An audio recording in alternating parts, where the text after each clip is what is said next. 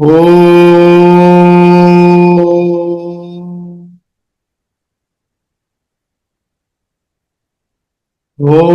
Sahana Vavatu Sahanau Bhunaktu Sahaviryam Karavavahai Tejasvenavaditamastu ma Vishavahai. Om Shanti Shanti Shanti.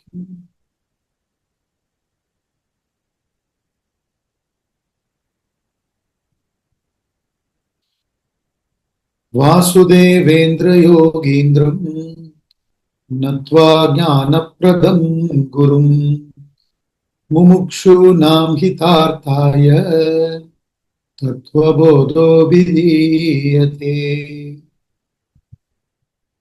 So, in the last class, we studied the portion where the inquiry is on that Mahavakya Tat Tvam Asi. The Guru declares Tattvam Asi. It is called as Mahavakya because it talks about the oneness between the Jiva and the Paramatma. Jivatma and the Paramatma. So, in all the different Vedas, in different Upanishads, different Mahavakyas are given. This particular Mahavakya, Tattvamasi, is discussed in Chandogya Upanishad. So the Guru, Udalaka, sage Udalaka, declares to the Shishya, Tattvamasi Shveta Ketu. He says that thou art. You are that supreme reality. That's the declaration. Let me share the screen a minute. When this statement is made by the Guru, Guru is making this statement from the depth. We as students, depending upon our tapas, we are at a certain level. Somebody who is very, very gross is totally identified with the body. That person cannot understand this. Only a person who has done enough tapas and staying in that tapas can understand this correctly. Now, these are statements which needs to be understood correctly. If you understand wrongly, it's a problem. Not just for you, for the whole world. So, the Guru very methodically approached the subject. He talked about the qualifications. He negated the anatma, then asserted the atma. Like that, step by step, then he went on to how, Ishvara and Maya have brought about this universe, how the subtle elements came first, then the gross elements, then the jiva, all that was very beautifully discussed. And then now finally, the discussion of Tattvamasi comes. After Tattvamasi, one who has realized this is called as man of realization. That is discussed. And then the discussion moves on to karma, the three different types of karmas. And then finally, Tattva Bodha ends with the result of this knowledge. Why we should aspire to gain this knowledge. So, when he discussed about Tattvamasi, we from our level have certain understanding of both Tvam, the individual, and Tat, the universe, Ishvara. So, Guru doesn't talk from that level. So, he will come down to our level and explain the highest concept as best possible, as best as possible. But he cannot beyond a point compromise. So the problem is, what is meant when he says Tvam? What is meant when he says Tat? And how is he establishing the oneness? This needs to be understood correctly. Otherwise, we are in trouble. So he says, how is this possible that you are connecting the almost impossible two things to be connected? The Tvam, the individual, from my standpoint, now when I look at it, it's limited. You understand? I am not all-knowing. My knowledge is very limited. I am not all-pervading. I am not all-powerful. But when I look at the Ishvara, Ishvara is all-knowing, all-powerful, all-pervading. So there are too many differences. How can I compare? This question comes. So he says, the Guru says, if there is such a doubt, no, it is not so. It is not possible. The literal meaning of the word thou and the implied meaning of the word thou, the literal meaning of the word tat and the implied meaning of the word tat has to be understood correctly. And obviously, Guru is not talking from the literal meaning angle. What is obvious, the Guru need not talk. What is obvious for our senses and the mind, scriptures don't talk. Even if they talk only to explain to us to see through it. So therefore, the explanation given here is the literal meaning of the word thou is the one identified with the gross and subtle bodies. Today, when I say I being this Lakshmi Narayan, this waker, who is associated with this gross body and subtle body, this height, this weight, this color, etc. So he says, this is my understanding, the individual's understanding is from the literal meaning. But there is some deeper meaning, which is implied meaning. What is that? The implied meaning of the word thou is pure consciousness, which is free from all conditionings and which is appreciated in the state of samadhi. So, the Guru is using the word thou not from the angle of qualities, gunas. Guru is using the word thou beyond the qualities, from the angle of beyond the qualities, the pure consciousness. The differences are only due to the qualities.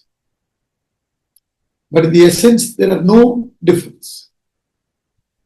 So therefore, he says, implied meaning of the word thou is pure consciousness, which is free from all conditionings and which is appreciated in the state of samadhi. So also, the literal meaning of the word tat is Ishvara, having omniscience, etc. The implied meaning of the word tat is the same pure consciousness, free from all conditionings. Thus, there is no contradiction regarding the identity between the Jiva and the Ishvara from the standpoint of the consciousness. See, when the pure consciousness identified with individual vasanas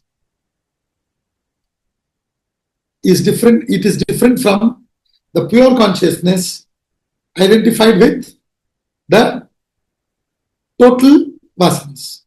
The pure consciousness identified with the total vasanas is called as Ishvara. The individual identified with the individual vasanas is called as deep sleeper. You understand? So they are from different angle. But when you go deeply, drop all the conditionings, what remains is pure consciousness. This can only be appreciated in the state of samadhi. So if you try to understand this, from this level it's difficult. That's the point. You cannot try to understand this using your equipments. This is what he wants to say. With the equipments, you cannot understand this. You have to go beyond the equipments. Go beyond the body, beyond the mind, beyond the intellect, beyond the vasanas.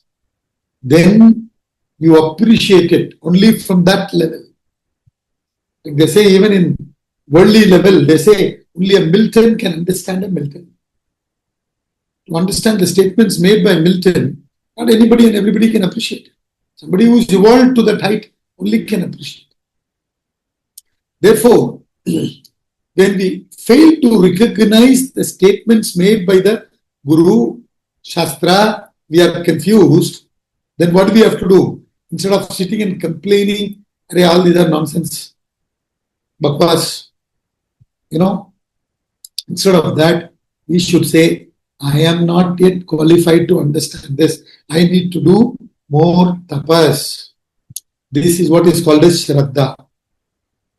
Shraddha we discussed already. Faith in the words of the Guru and Shastra is one of the qualities necessary for the student.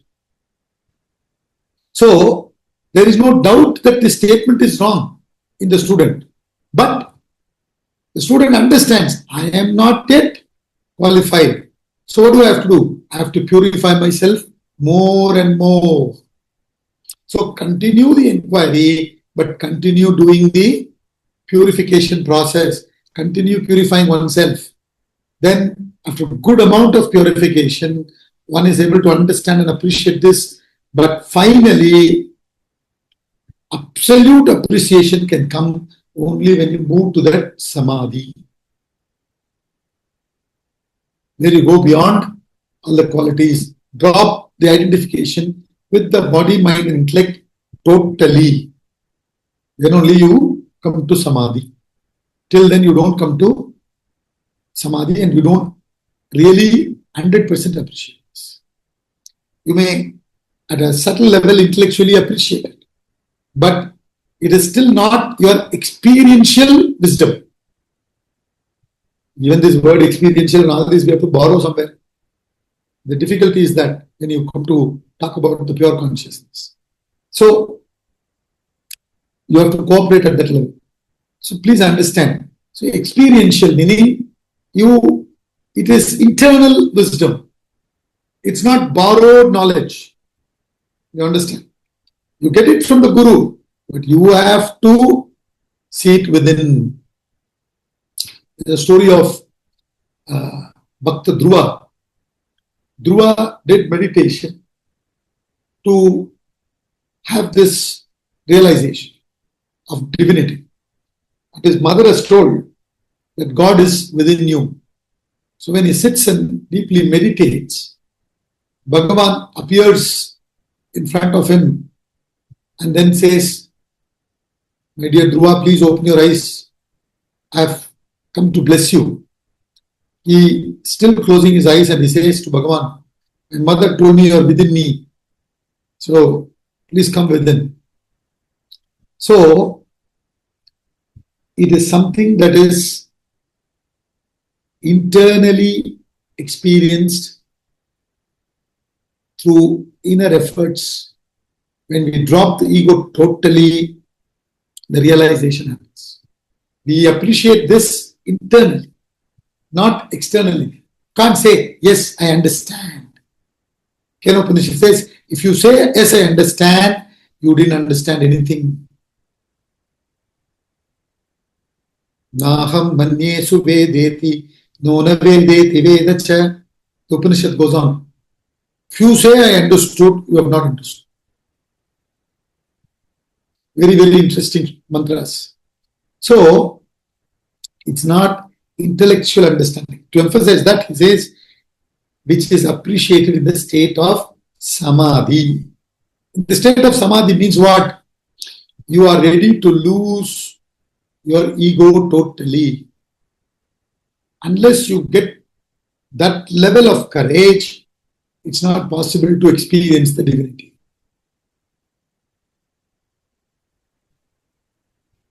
You cannot retain this limited I and experience the divinity. Only when the limited I dissolves, the divinity is internally realized. So you should be ready to lose this ego totally. But if you try to keep it and then understand not person. That's all he's trying to say. So when we come to spirituality, there is a lot of things that we should be ready to lose. One of the practices in spirituality is dhanam. Dhanam is what? In tomorrow's class, that is Sunday class, we are doing 12 yajnas. So tomorrow we'll be talking about this dravya yajna. We have done up to 27 shloka. 28 talks about this dravya, tapo, yoga, swadhyaya, jnana yajna. So when you give your wealth, you're giving part of you. Is how you are totally attached, isn't it? You look at your asset, you go to the bank app, check the balance. Oh, this much is there. And then some charity you give. You see that the amount is reduced. So what is it? You are now attached with it. So portion of you is given. So slowly, why they are emphasizing on dhanam, tapas and all that? Basically, to lose this. Spirituality is all about losing the non-existent ego. And we try to glorify the non-existent ego more and more. Sometimes if you don't understand the purpose of dhanam, through dhanam itself will be, fattening the ego. You're such a big giver. So from one angle, the wealth is sacrificed. From the other angle, the ego is being fattened. That's not the idea. So therefore, when he says it is appreciated in the state of samadhi, means when you lose the ego totally. When they do yajna, they use a ladle to pour the ghee and all. Now, finally, they offer the very ladle into the fire. In the yajna kund. You understand? So, you're using this body, mind, intellect, doing karma yoga, bhakti yoga, jnana yoga, and then coming to dharana, dhyana, and finally, in samadhi, this very individual which was using all this, that individuality is sacrificed.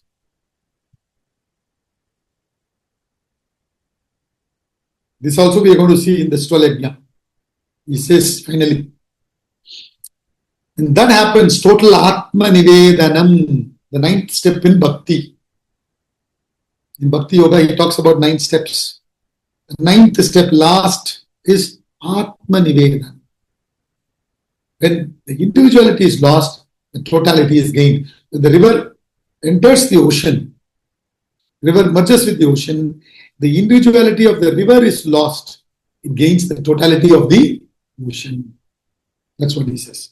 Now, once you become that, we need to understand what is that state of man of realization, woman of realization. Who is that? Who is that person? Tattva Prajna.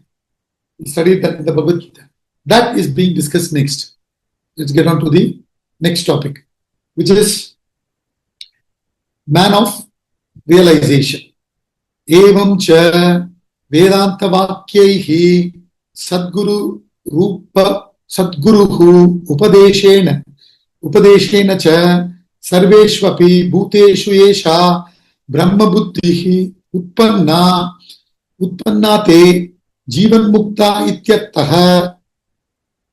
Thus, evam, by the words of Vedanta and the teachings of the Sadguru, those in whom the vision of the truth is born in all beings are liberated while living. Within bracket, Jivan Mukta is a Sanskrit term for one who is liberated while living. There is this concept of Jivan Mukta and Videha Mukta. Jivan Mukta means one who is liberated while living. Videha Mukta means liberation after death. Now you see, when a person has exhausted all the Sanchita Vasanas, the prarabdha continues. Till then, the body continues to be in this world. So when a person has exhausted all the sanchita vasanas, total vasanas,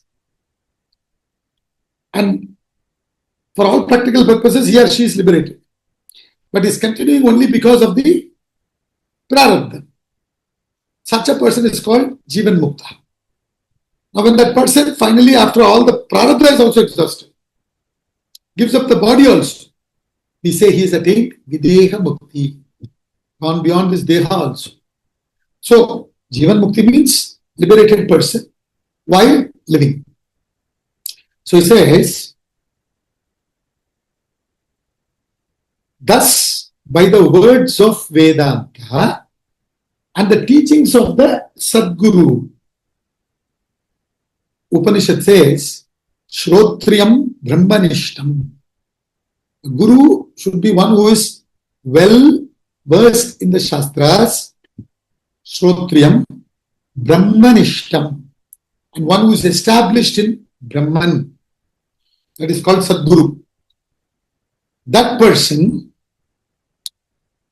will speak the Vedantic knowledge, will give you the Vedantic knowledge. So when you listen to that, because it is authentic, when you listen to that, having qualified, that is to be added there, that you must understand. Simply any Tom, Dick and Harry listening will not understand.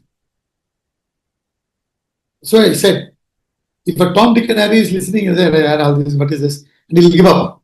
But if a Shishya is approaching it and he doesn't understand, he will put in more effort to purify himself or herself. So he says, thus by the words of Vedanta and the teachings of the Sadguru, see in the Guru Sannidhanam, this happens. You know, when the seed is ready to sprout, but it is still not 100% conducive. The soil, the raindrops have not fallen. So, but it is keeping itself ready. When the raindrops fall, it starts sprouting. It's like that. So we have to keep ourselves ready and approach the Guru with no doubts whatsoever, with absolute Shraddha. You understand? Not doubting the Guru, the words of the Guru and all that. And then in that Sannidhanam, the words which are authentic coming from the Guru, it's not plastic, it's not borrowed knowledge. Guru himself is Sadguru. He is established in the Sat, the reality, existence. So therefore, when he or she speaks, that very word which is authentic. See,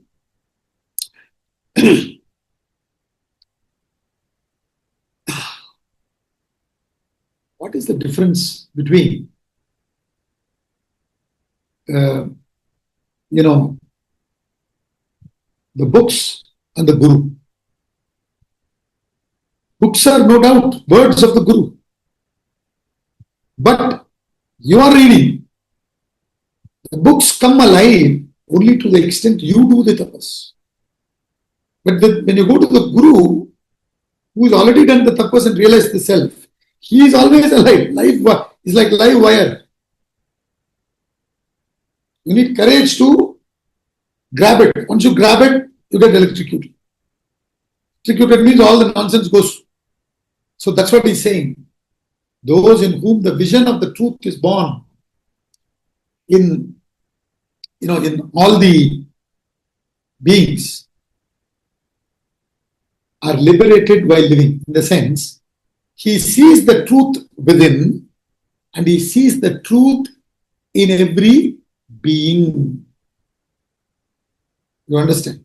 So when a student who is qualified, who has this sadhana chatushtaya sampanna, who is qualified and meets the Sadguru, Shrotriyam and Brahmanishtam, and who is listened to the Vedas and has established himself in the Vedas.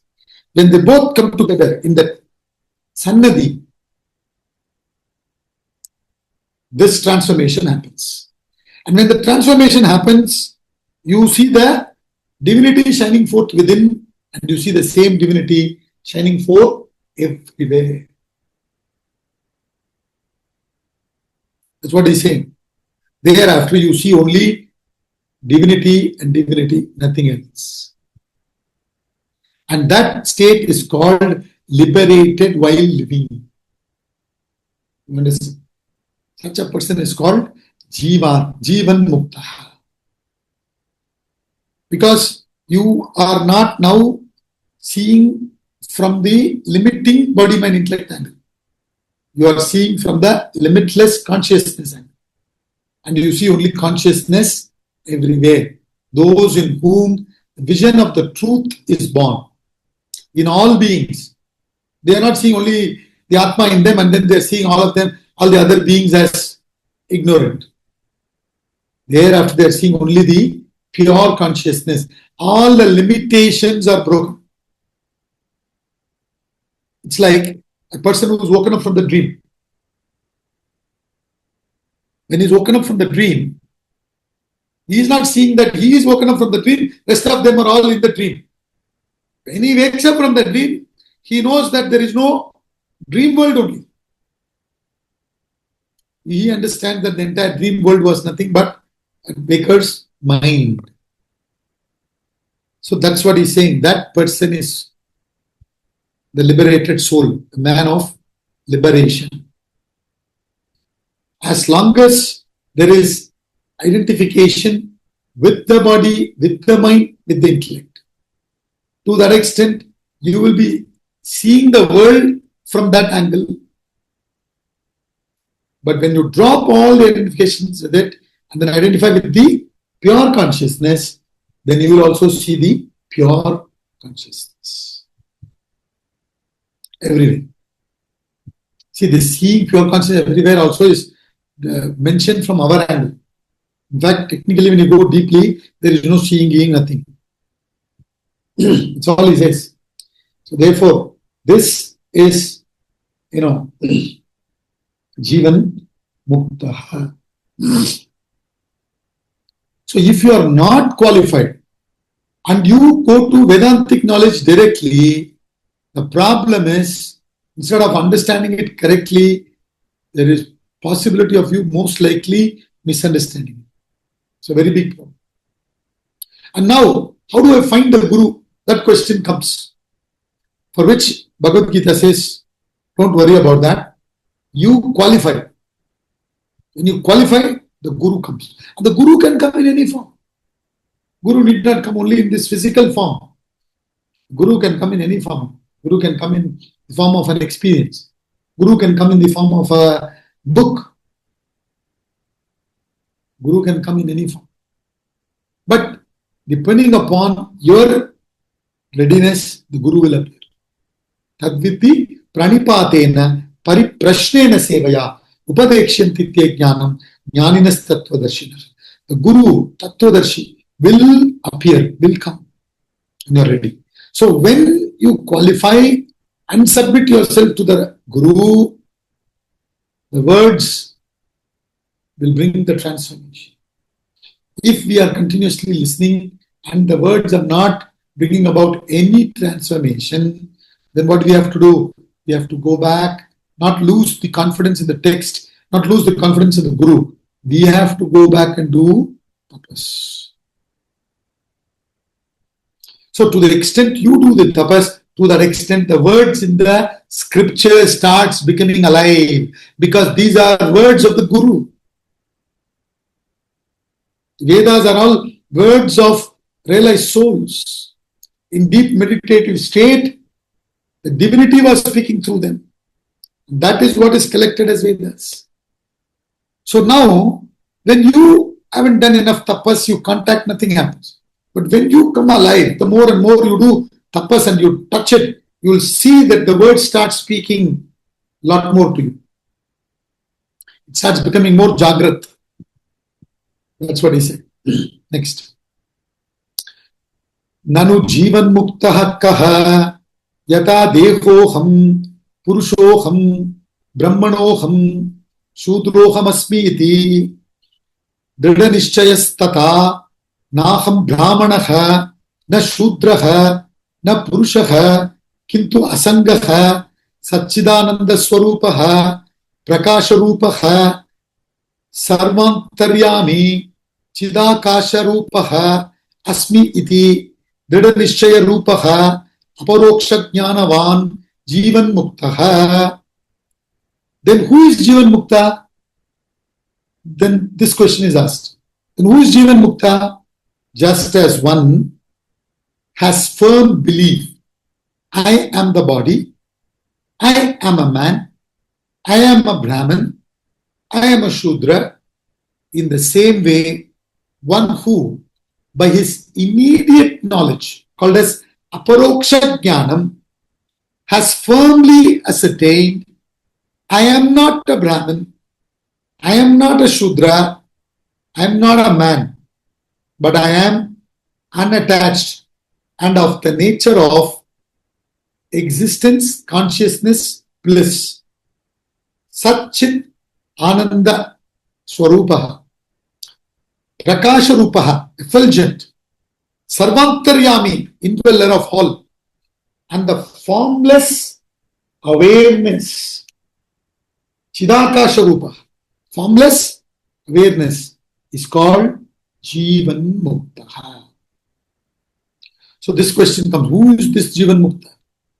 See, today, how firmly, how deeply we believe that I am this body, I am this man or woman, I am Brahmana, Kshatriya, Vaishya, Shudra. We are very, without any doubt, we are very well soaked in that understanding. Nobody needs to come and remind you that you are a man or a woman. You know that. So like that, he says, one who has firmly ascertained that I am not a Brahman, I am not a Shudra, I am not a man, I am not the body. How? I am not attached, I am unattached, asangaha, and of the nature of Satchidananda Rupaha, Prakasha Rupaha, Sarvantaryami, Chidakasha Rupaha, formless awareness. See, and all this he got. How? Through aparoksha jnanam. This is the point. He's got all this through aparoksha jnanam. There is pratyaksha jnanam we get through direct perception. You can see and understand. Then paroksha jnanam. Paroksha jnanam is through somebody else. You understand. From others. It's called indirect knowledge. You understand? Gaining by hearing, smelling, tasting, touching through others' help. Mainly through hearing. Directly you can hear and understand. One is that. Other is through others' vakya. What is it? You can see and understand. That is pratyaksha. What is it? I don't know. Then they explain. Then you understand. It's called indirect knowledge. Now, this Atma Jnanam can neither be understood through pratyaksha or through paroksha. Guru can, that's why Swamiji always says, Guru is like a signpost. Guru is like a signpost. He is only showing you the direction. Don't hold on to the Guru. It would amount to holding on to the signpost. You will not get to the destination. He says, start traveling in the direction the Guru is showing. Then you will get to the destination. So, Guru is the signpost in the sense. No Guru, no signpost can give you knowledge of Atma. But the interesting thing is, without the Guru, you cannot get there. With the Guru, you cannot get there. Without the Guru, you cannot get there. Doesn't mean without a personality Guru. Like I said, Guru can be any something that made you think that you are not this body, you are not this mind, you are not this intellect. It can be some shocking experience, it can be anything. You understand? So that changes the whole direction from external to internal. Once you met the Guru, your whole life changes. Cannot be the same. Not possible. Even if you try to get back to your previous way of functioning, not possible. So therefore, this is called aparoksha jnana. It is something that is gained from within. Gained within doesn't mean in the mind. It is about this subject. It's not about the object. If it is about the objects in the world, then through pratyaksha or paroksha you can understand. But it is talking about the subject. How much ever you hear about the subject, finally, when you meet the subject, see now what is the subject? That's the question. When you're seeing something, you're thinking you're seeing through the eyes. But eyes cannot see without the mind. Then you say mind is the subject. Mind cannot help the eyes see without the consciousness enlivening it. Then finally you see that that consciousness is the subject. Now if you try to understand that consciousness through the senses, through the mind, you cannot understand. In fact, the very senses, the very mind are able to function enlivened by the consciousness. That's why we quoted Kena Upanishad in one of the classes. We said, it is not what you see, but what makes you see. It's not what you feel, but what makes you feel. It is not what you think, what makes you think. So, there are a few examples usually discussed, like the battery. The battery in a torch is enlivening that torch to give light, through which you can see in darkness all the objects. Now, if the torch decides to see that very battery, and you quickly open the, torch, remove the battery and put it in front of the torch, can it see? Put it in front of the bulb, can it see? Cannot. That's the problem. So, it is immediate knowledge, in the sense when the obstacles that has been created by my wrong understanding is removed through that right understanding, knowledge given by the Guru,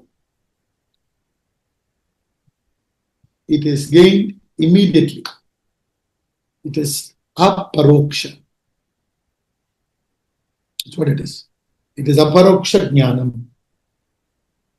And with that aparoksha jnanam, your identification, your visiting card will now change. I think somebody's mic is on. Please put yourself in.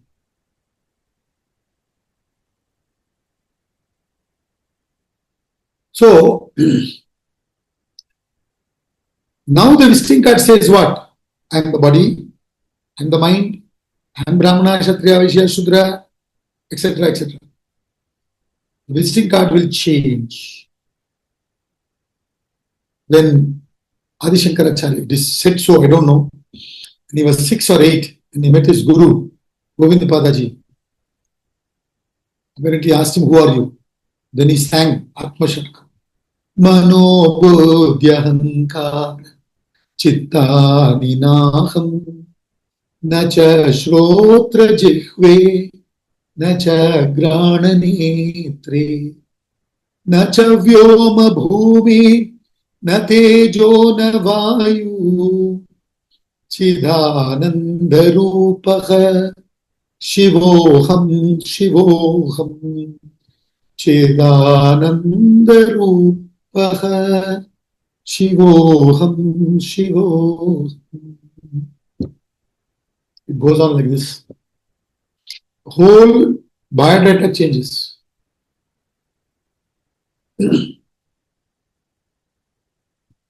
Whole biodata changes. How firmly now you are writing.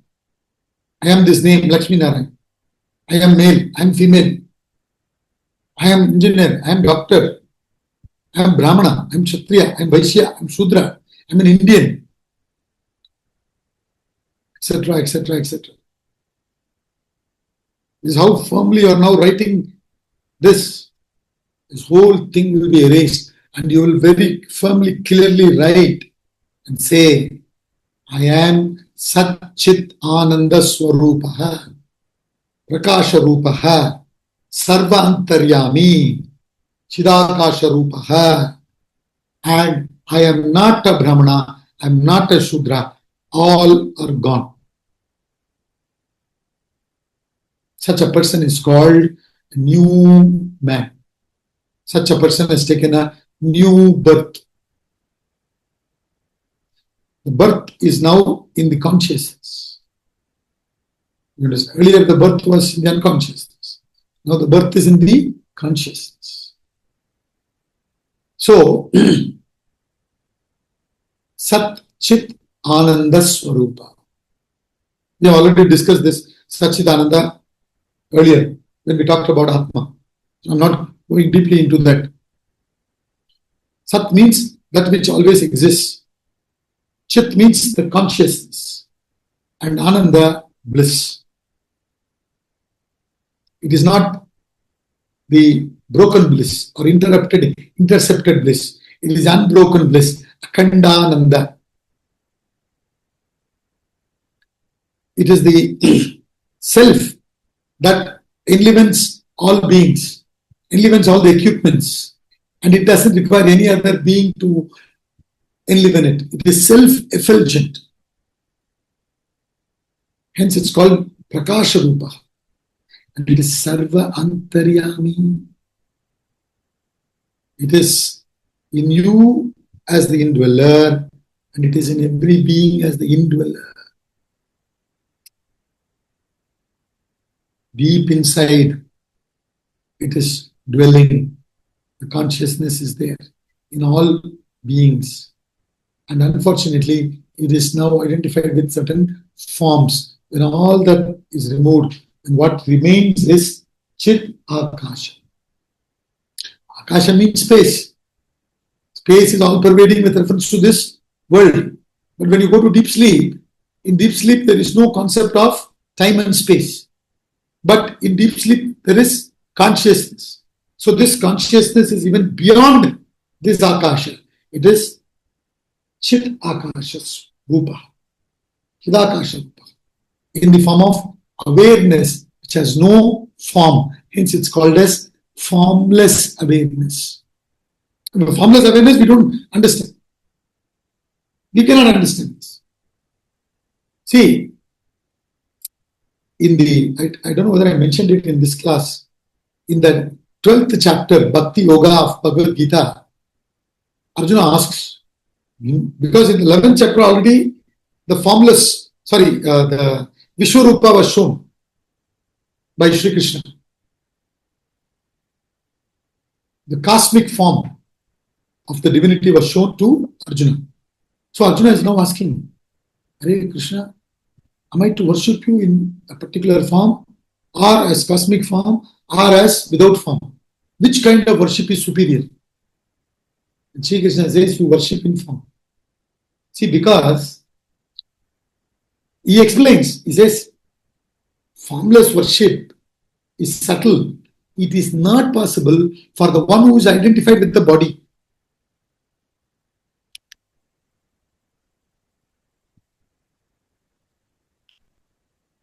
When we are so much identified with the body, there is no way we can do formless worship. You forget that. So you need a form. See, bhakti is important, but the bhakti shape and form will depend upon the level you are in. That's why in bhakti, the very low level of, low in the sense is not from the superiority point of view, I'm saying. In the beginning, let's not use the word low. In the very, very beginning stage of bhakti, that's better. I'll take back my words. Not low level, beginning stage. That's a better word. In the beginning stage, you will ask, you will be interested in the fruit. And it's okay in the beginning stage, but don't get stagnating there. See, we all played with toys once upon a time. Marbles. Now, if you come to the class with marbles, what will happen? We'll laugh. You have to grow. So like that, in the beginning stage, you will be interested in the fruit of the action. But you understand that Ishvara is the Paladata. I am not everything. I am this ego, which is very, very limited. So you have that devotion. You surrender to that totality. Say, I will do. So it's not like you go and pray and say, please give me this result. That's not what is meant by you can have the fruit and go and ask. You understand very well. Ishvara is Paladata. Depending upon my action, the fruit will be given. So I go, I surrender to Bhagavan. Please be with me to do the right action. Give me the strength, the clarity to continue doing the right action. And I have confidence in you. You will give me the phalam. I'm interested in this phalam. This kind of bhakti, beginning stage. And slowly, slowly, as you grow deeply, you won't even ask. You understand. He who made it knew what it needed better than a man like me. So that also changes. So this indweller is without a form, pure awareness. That's what it is. You understand? Sitting inside in every being as a witness, Sakshi. Sakshi Chaitanya. Always existing. Even when you neglected it, it is existing. It is being aware, observing, without any desire, in the state of absolute bliss, enlivening, enlightening, sitting there as a Sakshi, unperturbed, undisturbed, with no identification with any of the external paraphernalia, in its purest glory as pure awareness. When that person is able to firmly ascertain that he or she is called as Jivan Mukta. Means what? There may be the body, there may be the mind functioning, but he has stopped identifying with it.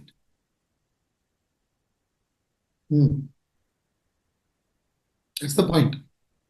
See, by we identifying, we become that. How did you become this? By constantly thinking about it. Now through knowledge, you think of the higher, you starve the lower thinking, and then you get established in the higher. Thereafter, there is no more this thing, identification with the upadhi. This is the problem. See, another example we discussed in the class in Hindi and Tamil. In Tamil, when supposing a person is walking and he was looking around or talking on the phone and walking without chappal, especially when you go to the temple and all, especially South Indian temple, they would have broken the coconuts. It's not in two halves. That is, when you give it to the priest in the mandir, inside he breaks it in two halves. Outside, they throw the coconut down with full force and break it into pieces, symbolizing that the ego is to be shattered. So, what happens? The shell of the coconut, hard shell, is broken into small, small pieces, and it's in many places. So, when you're walking inside the mandir and you're thinking of something, you may stamp on it, and then it may go in and start giving you pain. Then, in Tamil, they say, Mullu kuthirichu. Mullu means thorn. Mulkutirch. When Than has entered, you say Mulkutirch. Than has entered my flesh. Did the Than enter? By walk, coming by walk and enter your flesh? It is very much there. You looking somewhere, stamped on it, walked on it, and then it has gone into you. This is what Vedanta is saying. Without knowledge, without inquiry, without understanding, you identified with it and you become that. Now with knowledge, with the Vedantic knowledge given by the Sadguru, which was discussed earlier, given by the Sadguru, you understand, you withdraw. That's all it is. You withdraw. You went and bound yourself, now you extricate yourself. So that's why in English they say, I ran on a thorn. Thorn is there, I ran on it. I stamped on it. So this understanding has to come. When this understanding happens here, externally the identification drops, instantly you experience the pure awareness. Thereafter you declare, Aham Brahma Asmi. I'm not a Brahmana Kshatriya, Vaishya Shudra. I am Satchidananda Swarupa, Prakasha Rupaha, Sarvantaryami, Chidakasha Rupaha. This you declare. This is what happens, he says. Next.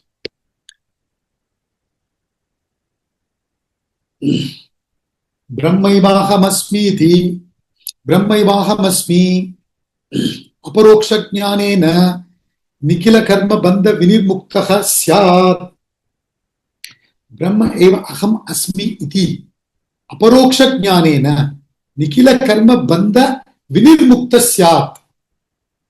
By immediate knowledge that I am Brahman alone, one becomes free from bondage of all karmas. So what happens is, instantly the bondage breaks. Instantly it breaks. When you, through ignorance, identified with the body, mind, intellect, you imagined yourself to be bound. Once you gain the knowledge and declare that I am Brahman, it's not verbal declaration or mental declaration. From within, that immediate knowledge, aparoksha jnanam, aparoksha jnanena, by that aparoksha jnana, it's not that you are repeating what the Guru said. You read in the book and you're repeating. And any parrot will do. You understand? So he says, by that aparoksha jnanam, immediate knowledge, that I am Brahman alone, understanding that I am that pure consciousness, Brahman, Brihattamatvat iti Brahma, means that which is infinite, that which is big. Big means the real big, which includes everything, that infinite. Alone, one becomes free from all the bondages of karmas which were due to the identification with this gross body, subtle body and causal body, due to the ignorance, obviously. When that ignorance is gone, bondage is gone. So therefore Vedanta says, all these bondages are real to you now because you are ignorant. The moment you gain the knowledge, you understand, I am never bound. I am Nitya Muktaha. This bondage is imagination. You are not really bound. Nobody can bind you. Nothing in the world is capable of binding you. You understand? Not possible. When the moon reflects in a dirty pond, it appears dirty, but the moon is not dirty. The reflection can do nothing to it. It appears. This is the problem. So therefore, he says, with that aparoksha jnanam, you become free. Instantly you become free from all the bondages of karma. It could have been existing for so many janmas. Instantaneously it goes. Snow is formed in the absence of sun. But when the sun comes out, snow melts. Totally gone. Cannot exist. That's what it is. All bondages of karma is gone. It's by your imagination. You are going on thinking, I am the body, I am the body, I am the body, I am the body. You become the body. I am the mind, I am the mind, I am the mind. You become the mind. I am the intellect, I am the intellect, I am the intellect. You become the intellect. And once you start identifying with I am Atma Brahma, when you become Atma, you understand that you are that limitless consciousness. Then you understand that I am Paripurna. There is nothing remains to be attained. When you understand that there is nothing remains to be attained, then there is nothing to be done. When there is nothing to be done, means what? Not that you will stop doing things. Thereafter, you won't do to attain anything. You will do out of freedom, out of love, out of happiness. In fact, that's when you begin to live. That's when we really begin to live. Free. Lovingly we'll act. Happily we'll act. We will not act to find happiness, to find freedom. We will act out of freedom. We'll act out of happiness. We act with love. Not out of any compulsions. That is called Jivan Mukta. That is called man of liberation. Brahma eva aham asmi iti. That I am Brahman alone. That word alone makes a lot of meaning. I am not Brahman identified with. There is no such thing. I am Brahman only. That's it. That word eva is very important. Brahma eva aham. And nothing else. Then you become free from all the bondages. So through stupidity, ignorance, we've been identifying and then we've become that. Now we have to get it. Once this happens, thereafter no stopping. Then thereafter your life is full joy. Joyfully will be going through all the experiences. That's what they say. You have now become Paripurnam. In that, many things can come, nothing will happen. Many things can come, many things can go, but you will remain Paripurna. This is the state of Jivan Mukta. In the next class, we will discuss the topic karma, actions and freedom from bondage in actions. What is karma? How to become free? All that we discuss in the next class. Let's conclude.